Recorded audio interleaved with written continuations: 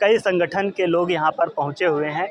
हम बात करना चाहते हैं और लोगों से कि जो है और कई मैं विश्राम राज पासी हूँ जी, मैं राष्ट्रीय अध्यक्ष हूँ समदर्शी सेना का। जी, आप कहाँ से आए? मैं जनपद बाराबंकी से। किस विषय को लेकर आए?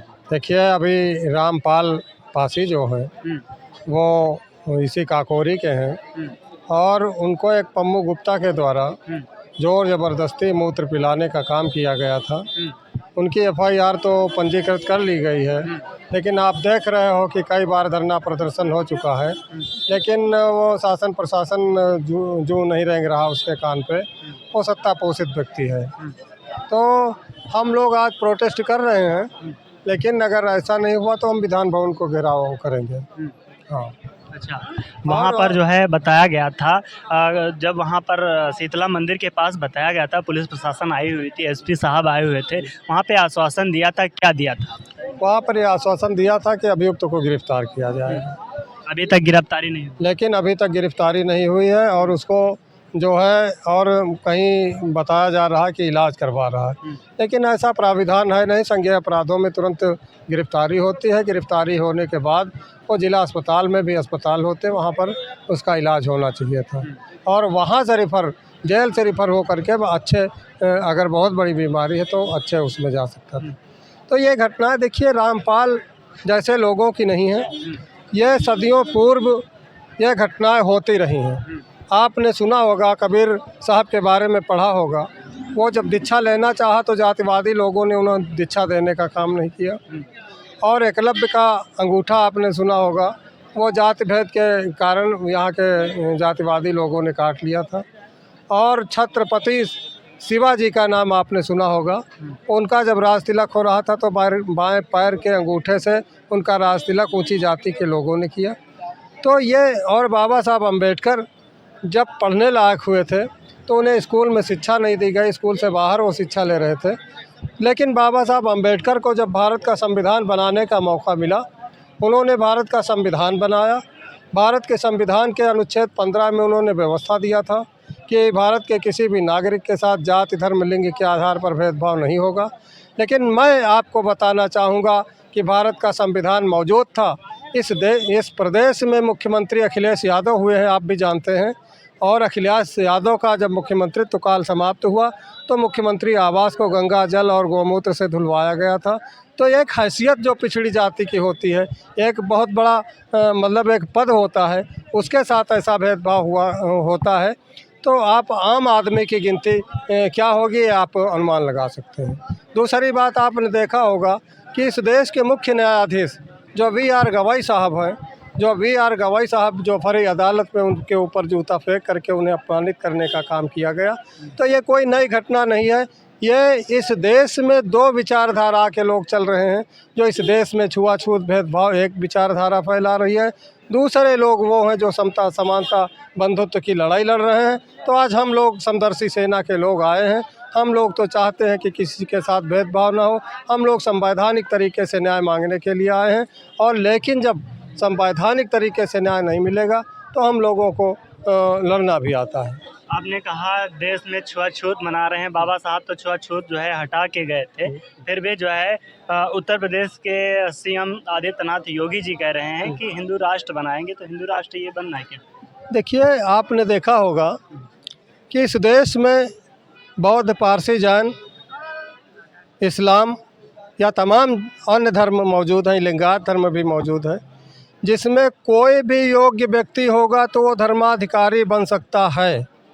लेकिन क्या आपने कभी देखा है कि हिंदू धर्म के अंदर किसी पासी, चमार, धोबी, कोरी, अहिर, गड़रिया, कुम्हार, कहार को धर्माधिकारी बनाया गया है?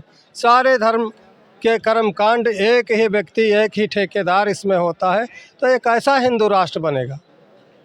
इसलिए ये स्पष्ट होता है कि हिंदू राष्ट्र तो बनाने की जो बात लोग करते हैं वो बेईमानी है और हिंदू राष्ट्र के नाम पे सिर्फ ब्राह्मण राज्य यहाँ पर कायम होगा, इसको आप समझिए। वो बाबा जी कहते हैं जो जात पात फैलाता है उसके लिए हम कड़क से कड़क जो है एक्शन लेते हैं, उस पर क्या कहें? देखिए, बाबा जी की कथनी और करनी में आप तो अंतर देख ही रहे हो। अगर ऐसा होता, आदमी की पेट की भूख से कहीं ज़्यादा उसको सम्मान की भूख होती है और जिस व्यक्ति को मूत्र पिला दिया जाए तो आप सोचो जीते जी वो मर चुका है। ऐसी जघन्य अपराध अगर किसी के साथ हुआ है और सरकार चुप है, उसके नुमाइंदे चुप हैं, प्रशासन चुप है, तो आप सोचिए कि ये कैसा साम्राज्य है। प्रशासन ने तो उस टाइम जो है 23 या 24 तारीख को जो है न्याय दिलाने के लिए रामपाल पासी जी को न्याय दिलाने की बात कही थी। आज जो है ये जो धरना प्रदर्शन किया जा रहा है किस उद्देश्य? देखिए न्याय नहीं मिला है। देखिए जब न्याय मिल गया होता तो यहाँ जितने भी सामाजिक संगठन आए हैं ये सब पढ़े लिखे लोग हैं और अच्छी पढ़ाई पढ़े हैं।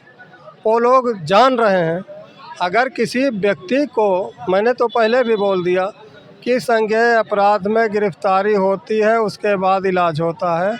उसको ये बताया जा रहा है कि वो बड़ी गंभीर बीमारी में है, ना उसका पर्चा कहीं दिखाया जा रहा है, ना ये बताया जा रहा है किस हॉस्पिटल में है, तो ये एक लीपापोती की जा रही है।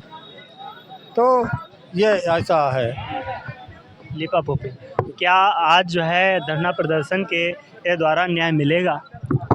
देखिए ये लोकतंत्र है, लोकतंत्र में एक तरीका है, उस तरीके से हम लोग यहाँ संवैधानिक तरीके से उतरे हैं।